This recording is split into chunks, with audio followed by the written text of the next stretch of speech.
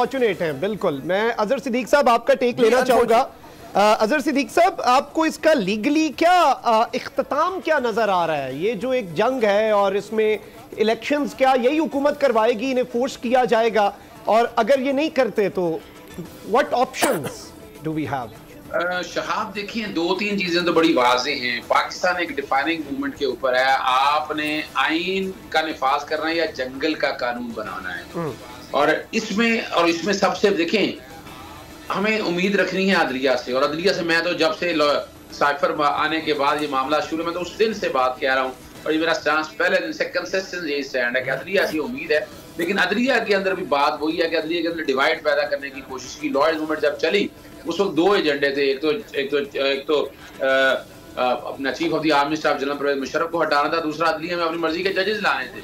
वो जजेस जो उस वक्त इंडक्ट किए कि वो कल आने वाले हालात में आप लोगों के सामने मौजूद हैं। बात सिर्फ इस वक्त ये है कि आपने कानून और आइन की हुक्मरानी के लिए साथ देना है।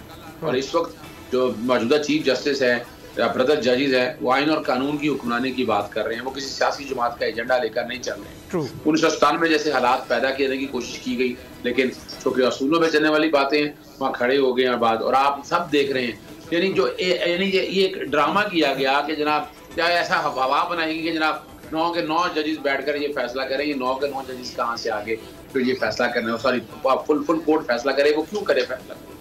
एक सिंगल जज जब फैसला कर चुका है, इसका single court justice Jawad Hassan ने फैसला 10 फरवरी का ले लिया हुआ है। 10 फरवरी में क्या दिया था उन्होंने?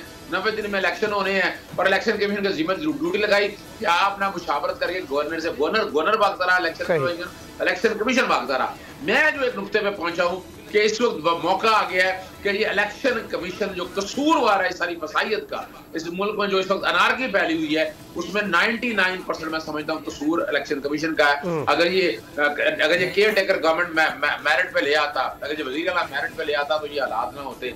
अगर ये इलेक्शन टाइम पे डेट दे देता और सारे प्रोसेस को आगे चैलेंज ना करता, अगर आइन के आर्टिकल 220 का इस्तेमाल करता, जो सुप्रीम कोर्ट ने आइन का आर्टिकल 189 और 190 इस्तेमाल किया ना, यही गवर्नर स्टेट बैंक को बुलाते, यही अपना सेक्रेटरी फाइनेंस को बुलाते, उनके अकाउंट देखते। सुप्रीम कोर्ट ने क्या किया? अगर इलेक्शन कमीशन अपना काम करता तो शायद ये बहरान जो है, जो बहरान आज हम विटनेस कर रहे हैं, ये ना देखना पड़ता। अजहर सिद्दीक साहब, कमल चौधरी साहब, आपका बहुत शुक्रिया। यहाँ पे वक्त हुआ एक ब्रेक का। Stay with us.